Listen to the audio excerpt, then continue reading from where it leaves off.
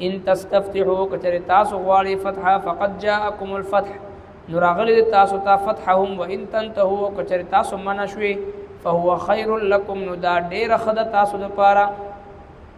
وان تعودوا کتاسو بیا داسې وکړل نو نعود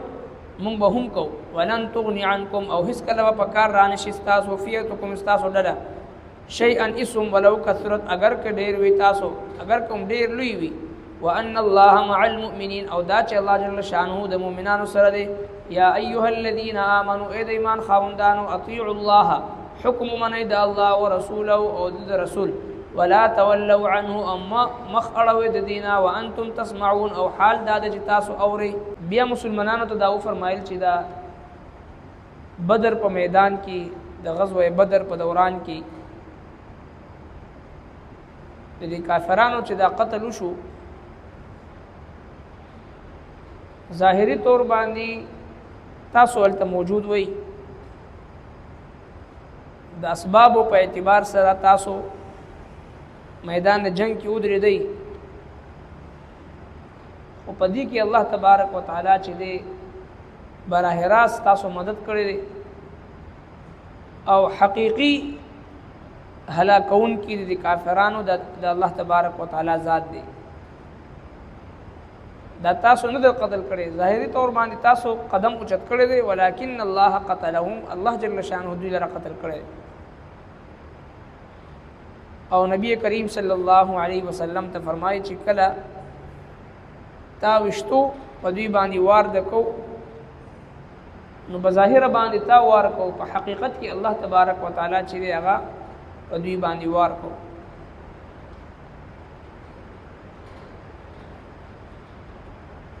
نو الله جل شانه هغه د کافرانو کمزوري کون کې دی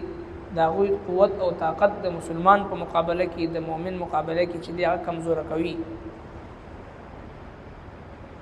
نن چې کوم آیتونه مبارکه دی په دې لومبي آیت کریمه کې آیت نمبر 19 کې دا هغه واقعي ذکر کړی دی چې کله د جنگ بدر د پاره مشرکین د مکی معظمین روانیدل ابو جهل او نور سرداران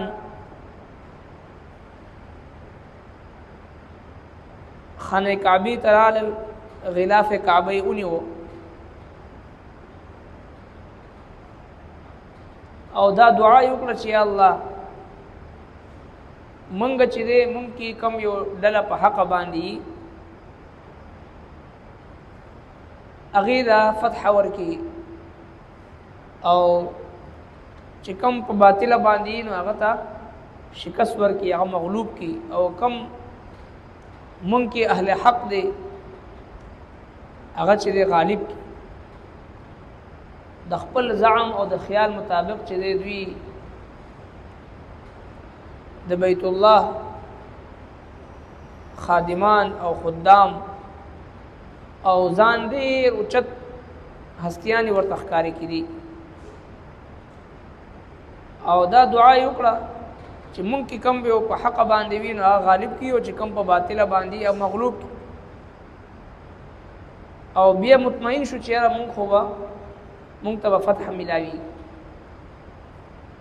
حالانکه دوی لګیا او ځان ته بدعا کوله چې کله یو انسان نه الله جل شانه هدایت واخلي بیا هغه ته د حق او د باطل تمیز پته نه لګي خانه خدا کی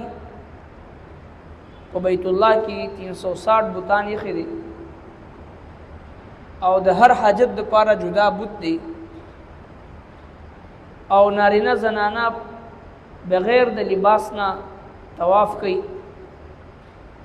د جهالت انتها دی او بیا ورته خپل ځان په حق باندې ښکاری دا په اصل کې د الله تبارک وتعالى د طرف نه هغه هدایت د دوی نه غشتلو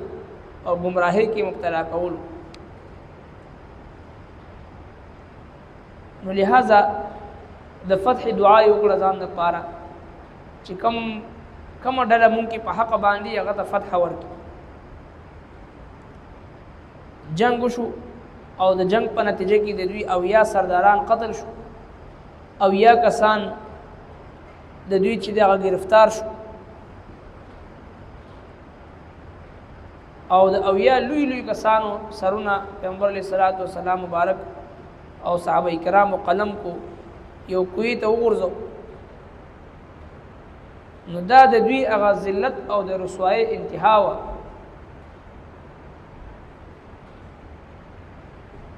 نو بیا چې کله دوی شکست خورده مکی مکرمه ته واپس لاړل، نو دوی بیا د انتقام د جذبې نه ډک چې مونږ به انتقام اخلو. لہذا الله رب کائنات په دې آیت مبارکه کې دوی ته فرمایي تاسو د فتح لپاره دعا کړې وه اے مشرکینو، نو لہذا دا فتح راله، تاسو دا دعا کړې وه چې کم په حق باندې وي هغه له د فتح ورکړې شي، ستاسو هغه دعا قبول شوه، مسلمانانو جماعت په حق باندې وو، الله تبارک وتعالی هغوی له فتح ورکړه. اوس که چېرې تاسو د دغه شکست نه او دغه ذلت او د رسوایۍ نه او دغه پسپایۍ نه عبرت واخلئ او توبه تایب شئ، نو دا ستاسو دپاره غوره ده. او کنه تاسو د الله د دین مقابله ته بیا میدان ته راشئ، نو موږ هم بیا راشو او بیا ستاسو دا لښکري، ستاسو دا اسباب او ستاسو دا کثرت دا به ستاسو په کار رانشي، ځکه چې الله رب العالمین د مؤمنانو سره دی. ورسره په دې دویم آیت مبارکه کې مؤمنان ته بیا خطاب دی، اے مؤمنانو که چېرې تاسو همیشه فتح غواړئ او غلبه غواړئ او کامیابي غواړئ د دشمن په مقابله کې، نو تاسو دپاره شرط دا ده چې د الله او د الله د رسول کامل اطاعت به کوئ او د دوی د حکمونو نه به مخ نه ګرځوئ. ان تستفتحوا که چېرې تاسو غواړئ فتح، فقد جاءکم الفتح، نو راغلی د تاسو ته فتح هم. مکی مکرمې نه روانېدو نه مخکې ابو جهل خلاف کعبه ونیو، دعا یې وکړه چې موږ کې څوک په حق باندې وي نو هغه ته غلبه ورکړی شي. نو ان تستفتحوا فقد جاءکم الفتح، که تاسو غواړئ فتح نو راغی تاسو ته فتح هم. وان تنتهوا که چېرې تاسو منې شوئ فهو خیر لکم، نو دا ډېره ښه ده تاسو دپاره. اوس هم که چېرې تاسو عبرت واخلئ او په دې ذلت او رسوایۍ باندې اکتفا وکئ او توبه تایب شئ، نو دا فهو خیر لکم تاسو دپاره غوره ده. وان تعودوا نعود، وان تعودوا که تاسو بیا څه وکړل نعود، نو مونږ به هم کوو. که بیا میدان جنگ ته راغلی د دین مقابلې دپاره د الله جل شانه د دین د الله د پیغمبر مقابلې دپاره بیا میدان ته راغلی نعود، نو مونږ به بیا راشو. ولن تغني عنکم فئتکم، نو په کار به رانشي ستاسو دا ټولۍ ستاسو اسم ولو کثرت، اگر که دا ډېر لوی وي. وان الله مع المؤمنین، او دا چې الله جل شانه د مؤمنانو سره دی. نو د مؤمنانو صفات څه وي، د مؤمن شان څه دی، مؤمن سره د الله مدد کله وي. یا ایها الذین آمنوا،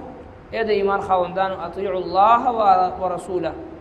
حکم ومنئ د الله او د رسول، ولا تولوا عنه، او مخ مه اړوئ د هغې نه،